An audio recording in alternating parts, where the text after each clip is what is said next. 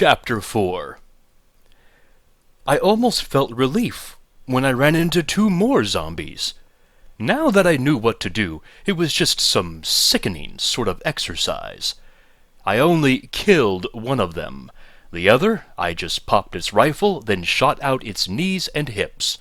I wanted it alive, maybe to answer some questions before I smashed in the curling mouth with the yellow teeth. I didn't recognize this one. It was a former UAC worker, used to be a man. It didn't have even as much mind left as had Zombie Girl, but this time I let it babble for some time. Big, coming through, big. Gate is the key. Killing, all the killing. Coming through, coming to kill you all. The gate is the key. The key. Hell and damns is the key. Coming through the gate. Phobos. Fear, fear, fear, fear, fear. Coming to Phobos. Coming from Phobos. Crossing the sticks. Pick up sticks. Sticks is the key. I waited until it started repeating itself. After a moment, a chill crept down my neck. The thing was repeating itself exactly, like a tape loop. Suddenly more scared than I had been in hours, I put it out of its misery, and mine. I backed up into a dark alcove, praying nobody had a light amp glasses or an infrared sensor. I needed to think this through. A single strip of hellishly bright luminescence flickered off and on high in the center of the ceiling. A bare sun bulb was all that was left of the lighting system. The strobe effect made shadows look like monsters creeping toward me. But I didn't smell any rotten citrus and heard none of the characteristic zombie gibbering. Just a strange clicking sound ahead, like a dolphin with laryngitis. I figured I was safe for the moment. Phobos was pretty obvious. They were here, at Phobos Base. They came to Phobos. But what did the thing mean saying they were coming from Phobos? I started feeling nauseated. My skin began to creep up and down my bones. If the zombie didn't distinguish between yesterday, today, and tomorrow, then maybe it was telling me that Phobos was not the final target of the invasion. They were going to cross the river Styx, the river of the dead in Greek mythology. And what was on the other side? Well, hell, I supposed.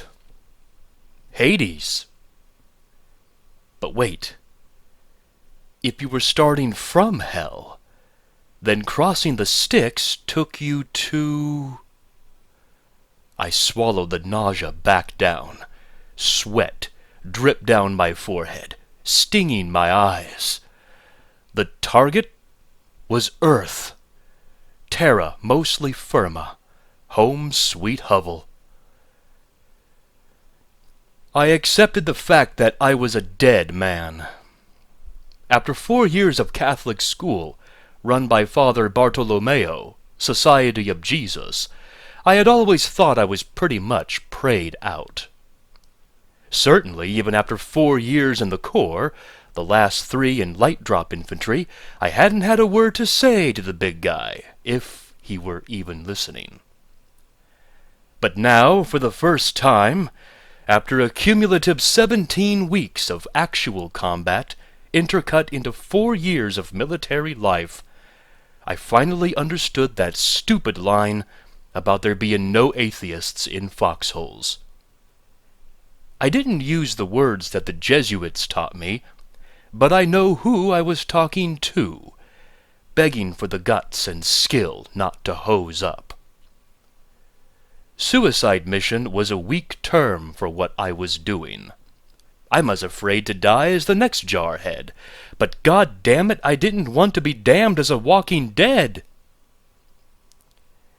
I told the big guy what I'd done wrong in the last, 7 years, and promised him a lifetime of penance if he'd just forgive me and send me into battle shriven. It was a hollow offer, I knew. That lifetime was probably measured in hours. Thank God it's the thought that counts. Taking a breath, I swung my rifle around, finger outside the trigger guard, and stepped out of the alcove. I continued around a corner, toward the clicking noise. Suddenly I saw what looked like a working radio. Hurrying over, too quickly for caution's sake, I saw that only the front part of the mechanism remained. The back was ripped out in a way that showed clear sabotage. Up to that moment, it had seemed possible that the radios were destroyed accidentally, casualties of battle. But this was clear evidence of at least human-level tactics, far beyond what I'd imagined the zombies could do.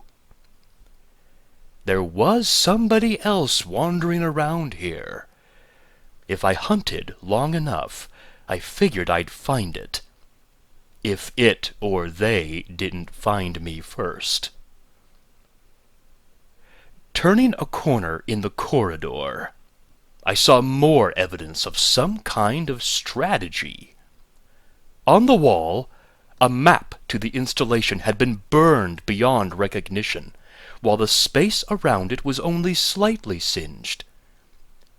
Whoever that other something or somebody was, it knew that more of us would be coming after it. It didn't want us to be able to find our way. Ahead was a hatchway, the door open.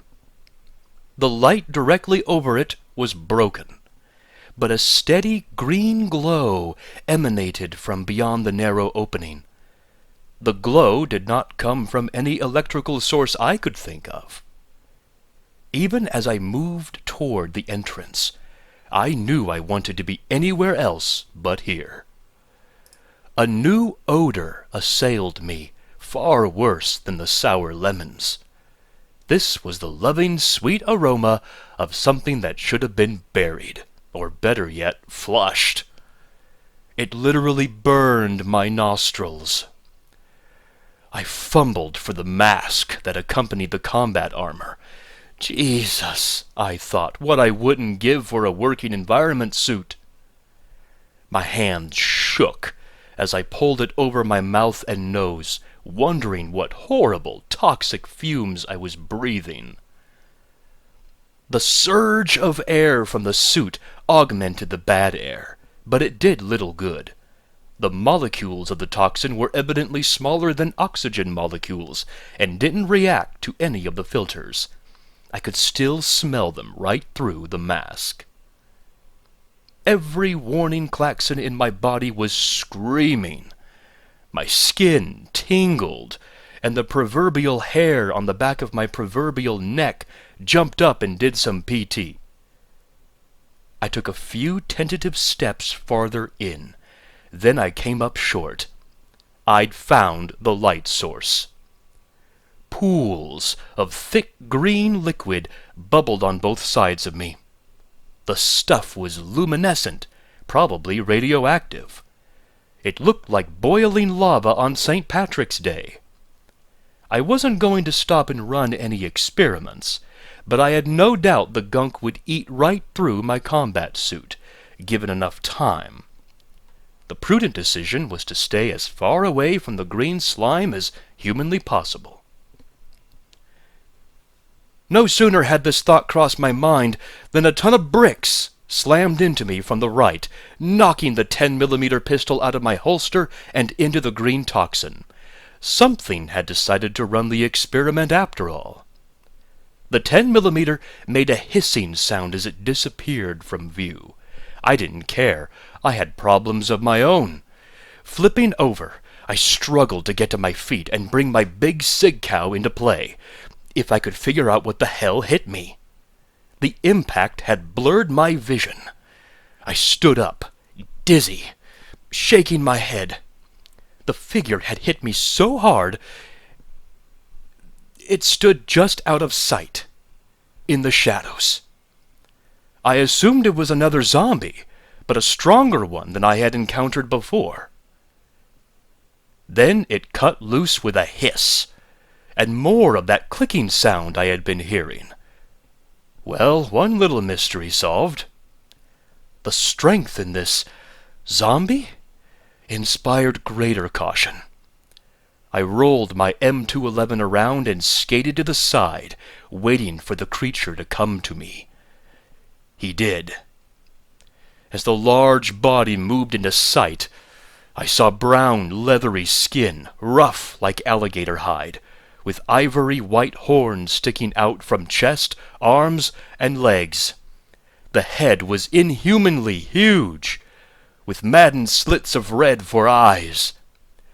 It was a monster! It was a demon.